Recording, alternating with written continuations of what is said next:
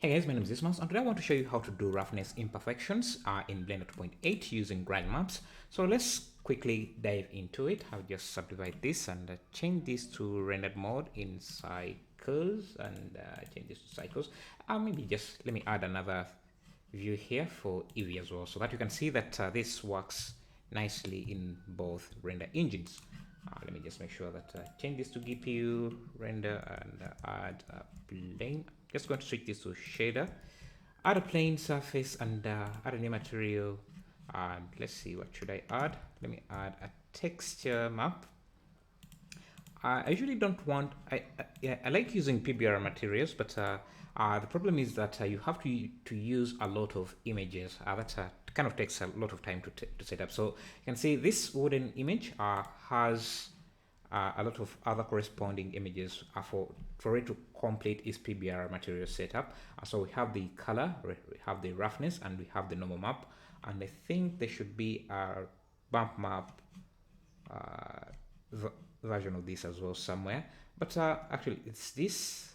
Yeah, this is it here. So you can see it's 29 displacement. But I don't want to use all those 3 images or 4 images. I'm just going to use one to achieve something similar with all 4 of them.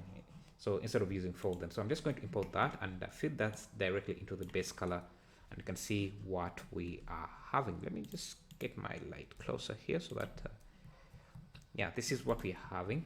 Also, let me turn on lights here for the Eevee setup so that you can see this is going to be cycles. This is cycles and this is Eevee. Turn off some of these overlays so that we are only focusing on what we are working on, so we don't need those. Okay, so now you can see that the reflections are just too perfect. Usually when you're working with PBR materials, they come with a roughness map. So for example, for this, I think it's this here, and you feed that directly into the roughness, and it will give you those rough imperfections for you, but they still look a bit artificial, not organic as you would expect them. So I'm just going to use a grange map that I got of I think it was CC0 textures, but you can just go for grange maps and find something that you can use. Usually they look something like this, so just grab anything. I'll just get this here and feed that directly into the roughness map.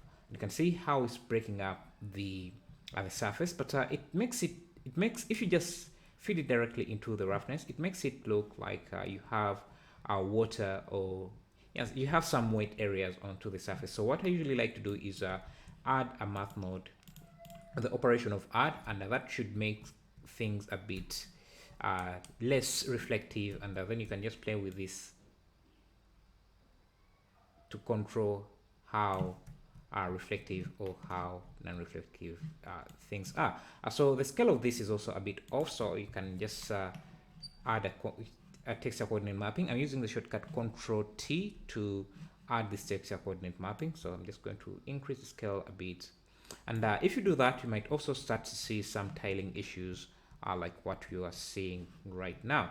So then what I would usually do, especially if I don't have a lot of high resolution images, is just mix 2 images like this. So I'm just going to Shift D, duplicate this, and just find another grange map, something like this. Let me make sure that these are different. Yeah, they're different, so that's good enough. So what I usually do to break up that repeating pattern, you can see this here is clearly the same pattern repeated here and here. So what I usually like to do, and the good thing is that this is tileable. The grange map I'm choosing here is tileable, so you don't see that repetition, or you don't see any seams here. But yeah, in case you're seeing the seams, or in case you're seeing a lot of repetition, I just add in another grange map and I blend the 2. So there's a shortcut for blending 2 materials. You can just hold on Ctrl Shift and then right drag from one to the other, and this should add a blend node or a mix node to blend the 2. I'm just going to set this from mix to multiply so that I can blend the 2, and then just play with this. You can see how this is breaking up the tiling of the previous material we have, and you can again play with the scale of this as well to break that repeating even further, you can also preview the results here. Let's try screen.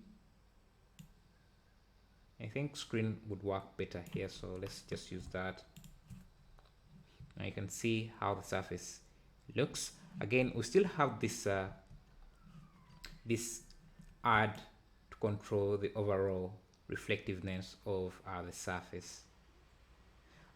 Always make sure that you don't go over negative. You don't use negative values for the roughness map, because it should take a range of 0 to 1. But if you see that you like the results of a negative value, just make sure you hit clamp so that it just converts the negative value into a positive value without affecting the results too much. So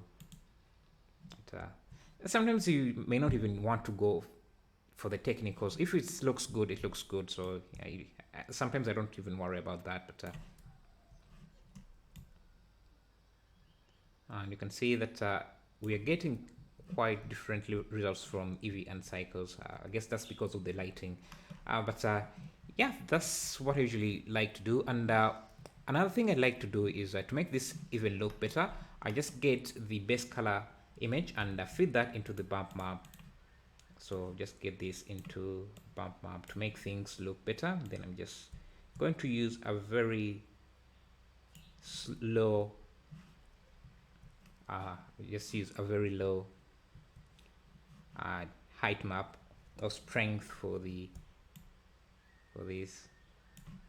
And just turn this to really dark. Where's my light?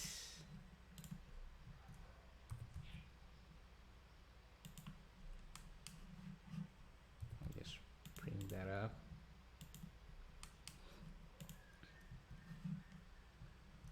You can see how things start to look nicer.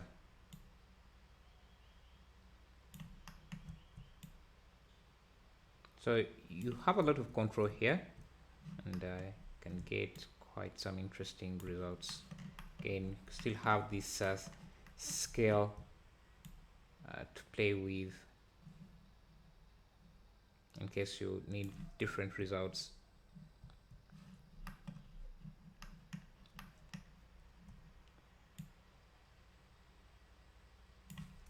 You can see how that breaks this up. The issue here is that we're seeing these corner edges that kind of break the illusion a bit. But if I switch to my, I've already done a tutorial on how to create an infinite flow.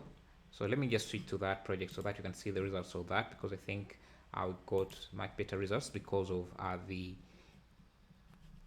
cut off the corners here. You can see the tutorial if you want to do that. But yeah, I'm basically using the same setup. You can see the only difference here, I didn't break up the roughness texture with another gradient map. So as you can see here, so this is actually I did blend the two. So yeah, to get something like that. Yeah, so that's it for how to set up some dirt or breaking up your roughness using a grange map. Thank you for watching.